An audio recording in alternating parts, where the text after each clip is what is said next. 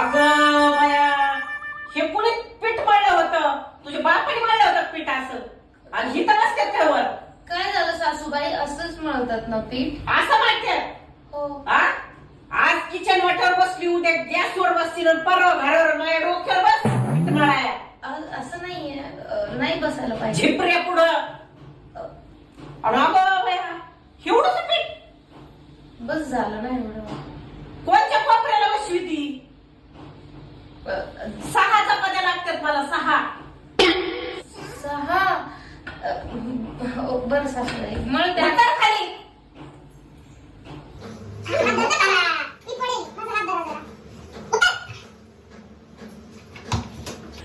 जरा पीठ आणून द्या ना थोडं. तुम्हाला 6 पाहिजेत ना पीठ? पीठ आणि ती म्हणा कुठचा अंगण कुत्र हुंगा.